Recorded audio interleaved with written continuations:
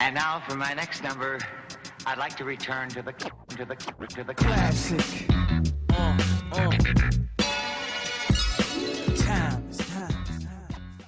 Alright, this is the third video I'm recording today. A video I was meant to do a long time ago, a series that was started last year by Vinyl Richie, and then continued by Andy Borders, then known as Andy's Vinyl Den, now known as Andy Borders. Continued by me, but I never finished mine, so I've been doing that slowly but surely. Hopefully this one's going to be a lot of soul, because unfortunately from this year, from 1987, I don't have a lot. You'll see some more not soul stuff towards the higher, as we get to the higher numbers, but the lower end of stuff's going to be more soul. So this is my top 10 albums of 1987. There's a few I could have picked. Actually, there's one more I do want to include in this that I didn't grab. So give me a second.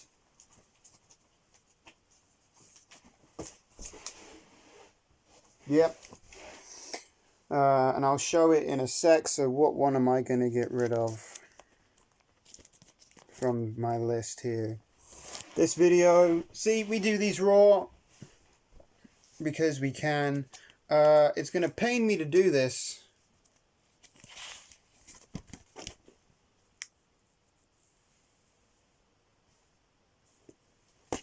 I can't do that one. I'm not getting rid of that.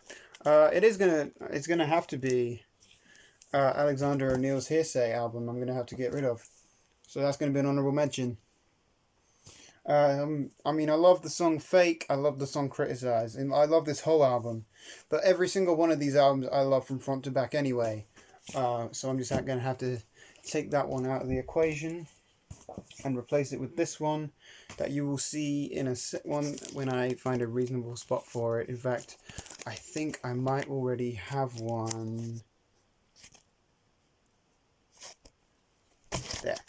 Hopefully you didn't see that. Anyways, let's get into this. Coming in 10th place. I don't know why I'm going to do that 10 through 1, but no. You'll see anyway. Suzanne Vega, Solitude Standing.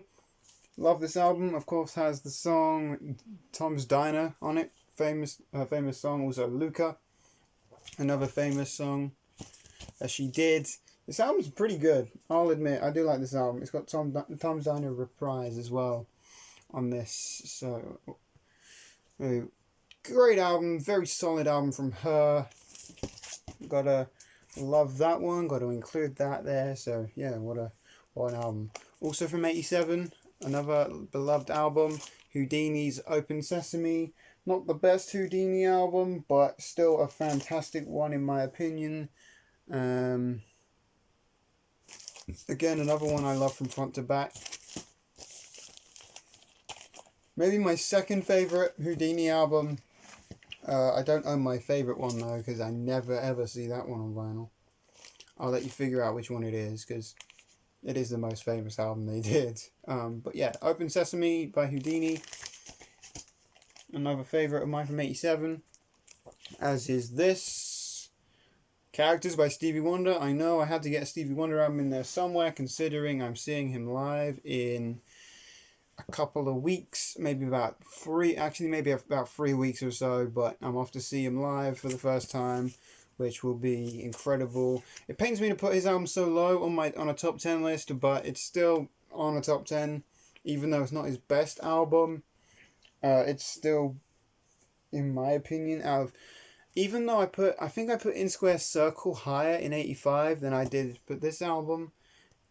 But I would place this album higher on a top 10 on a ranking list to In Square Circle. I prefer this album much more over In Square Circle. It's just because of the years they came out. I'll let you figure that one out. But yeah, songs on here: Skeletons, great song. You Will Know, another great song. Galaxy Parade 3 is on here, and Get It, his duet with Michael Jackson, is also on here. So if Stevie Wonder's willing to work with Michael Jackson despite all the controversy, obvious that some people were just trying to make money out of the whole thing.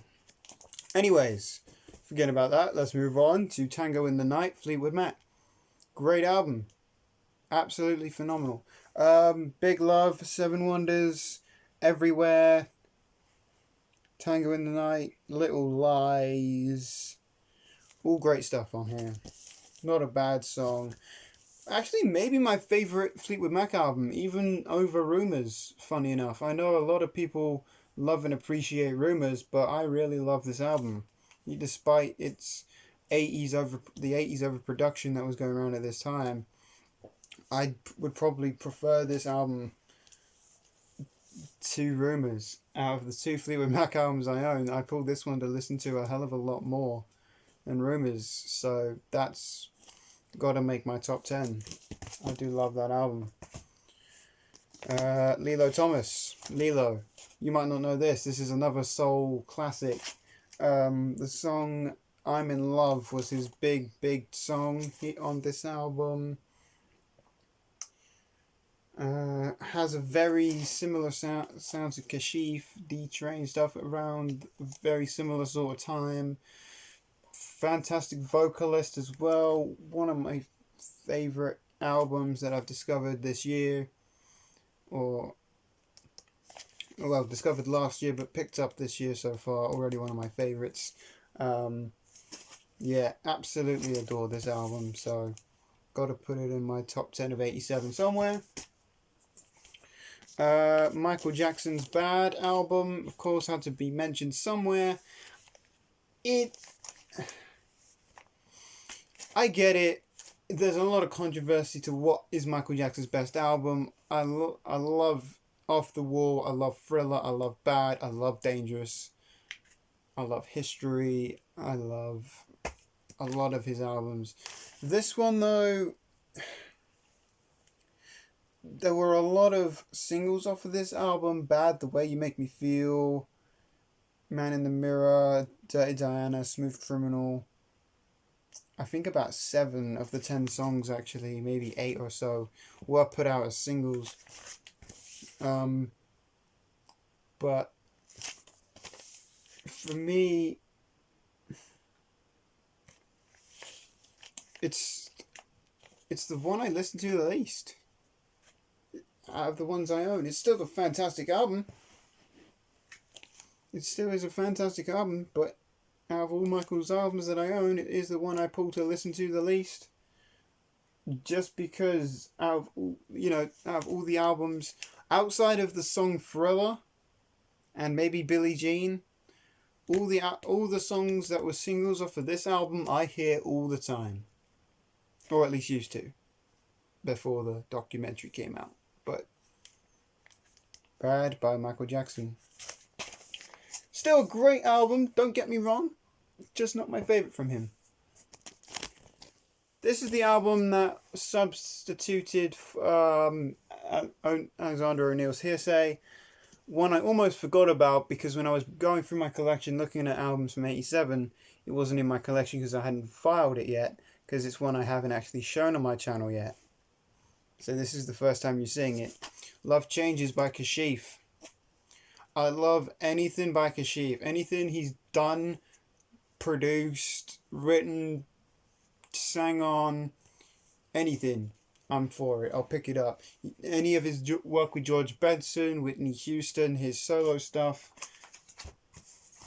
This album, all great stuff. Love Changes, great song. Features Melissa Morgan on there. Loving You Only features a rap from Dougie Fresh. Gotta love that one. Midnight Mood contains a sax solo from Kenny G. 50 Ways to Fall in Love, also with Whitney Houston. Just every song on here is absolutely killer. Absolutely killer. Not my favourite Kashif album again, but one that I love to pieces because like I said, everything that Kashif has done, I love it and I appreciate it. So happy to grab that. Add that one to the collection. In fact, I'll separate that so it doesn't get muddled up. The next album, we're getting into the top 3 here. Three more albums I love. LL Cool J's Bigger and Deffer album. One of the very first hip-hop albums I heard that wasn't Eminem or Dr. Dre or anything related to that, because obviously he inspired Eminem. One of the first rappers Eminem ever heard. So that's how I got into him, and funny enough, it was the song Bad, or I'm Bad, excuse me, that got me into it. My Rhyme Ain't Done is another song I love. Get Down, Go Cut Creator Go, which has the famous sample that I'm not going to mention, because if you listen to it, you might hear it once it gets to the chorus. Anyways, yeah. Great LL album. My favorite. Nope. Not by a long shot, but still a fantastic album because it's that period. The first 4 LL Cool J albums are maybe his best 4 albums that he's ever put out, in my opinion.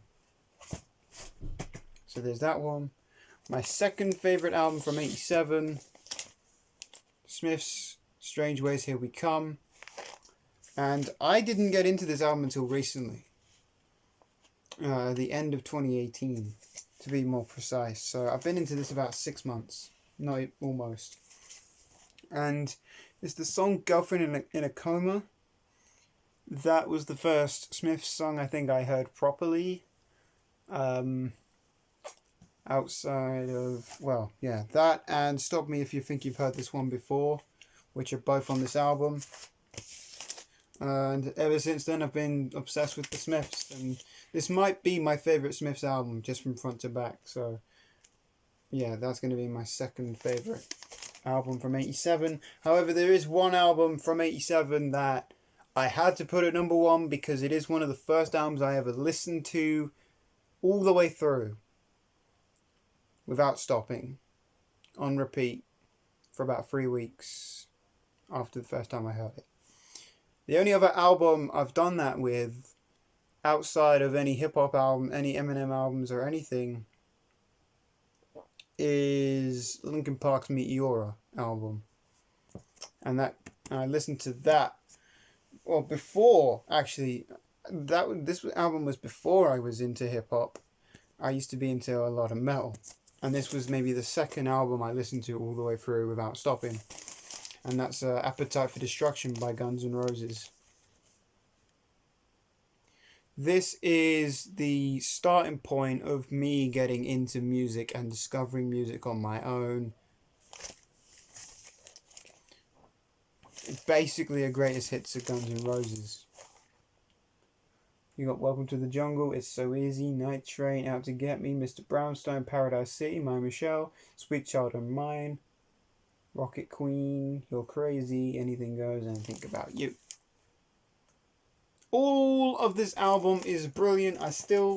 It's one of the very few metal albums I still pull to listen to on a regular basis. I have other metal albums, but it's not kind of like I have to be in the right mood. This one, I can be in any mood, throw this on and have a great time. And probably still drum along to every single song because I listen to it that much. So yeah, that's it. That's my top 10 albums of '87. Hope you guys enjoyed this video. Let me know if there's any other videos you guys want to see. Hopefully I can continue this video and get these videos out to you guys a bit sooner. I'm still working on 89 though. I haven't got a lot of albums from 89. Seems to be my weakest year from the 80s at the minute. I'm trying to work on it a bit more, but as it goes, I can't put anything together. So, anyways, with that, I'm going to sign out before I start rambling on, and I'll see you guys again very soon, hopefully. Peace.